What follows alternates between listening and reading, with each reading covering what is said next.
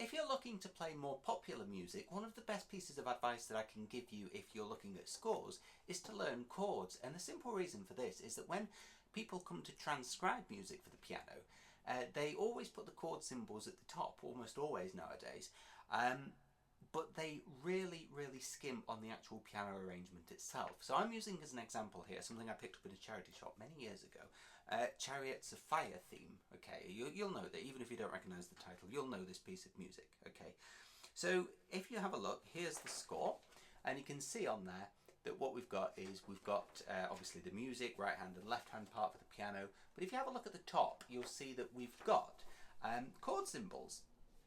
And if we know the chord symbols, we can actually just follow the right hand melody and sort of embellish it using techniques that I've given in previous videos to make that sound better. So basically, this is Chariots of Fire according to what the piano transcription is. It literally goes like this.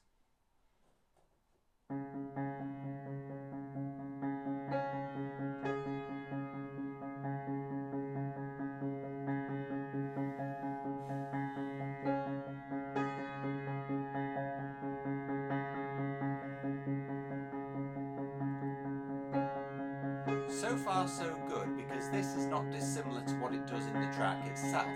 But then listen to this.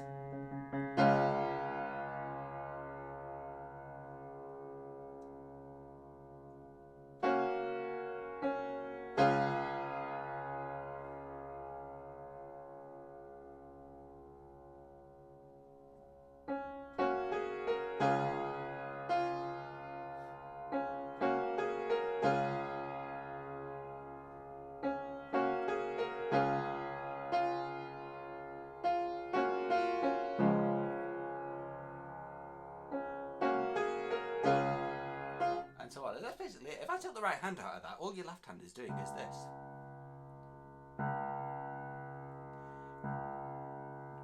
Boring, isn't it, right? And also, there's not really much going on in the right hand, so embellish it, you know. We've got the chords above us here, so we can totally take that and we can sort of make it our own now. It's D flat and then G flat with a D flat in the bass. That's basically what it's basing itself around. So here's your D flat, and then it's G flat, but keeping the D flat in the bass. And what we'll do is we'll just sort of play around with it a little bit, you know. We can do all manner of things. We can change the rhythm up slightly in the left hand so that it's not just one semi-breve every bar. You know, we can go.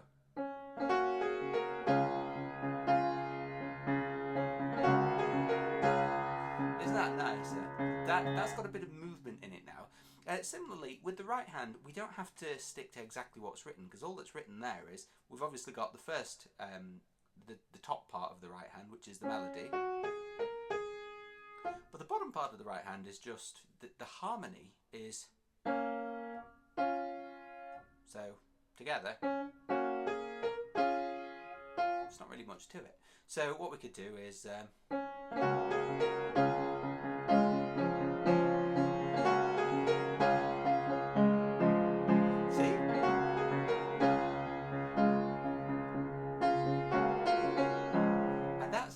now, to my ears, that doesn't even sound the right pitch. It might be the right key, but it's not even the right pitch. So I'm going to, break away from the music even more. If I remember the soundtrack correctly, that's actually an octave higher, that piano part. So why don't I if I embellish it well enough, the reason that they'll be giving that in the octave that it's written in is simply because it just gives more texture when you keep things close together. But if I embellish it well enough, then the fact that I'm going to play now up here is going to be indifferent, because I'm going to fill it out more. So and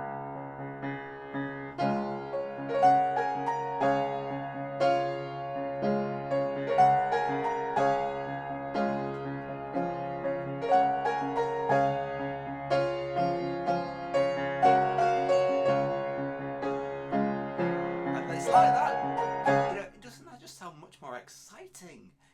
So you can just take the whole piece like that, and all I've done is I am reading the music, I am reading the melody, which is basically the top notes of the right hand part, but I'm just using the chord symbols directly above it to sort of work it out for myself. And what you will do there is 90% of the time is so much more rewarding than what the transcriptions of a pop song or a commercial piece of music like this will actually tell you to do.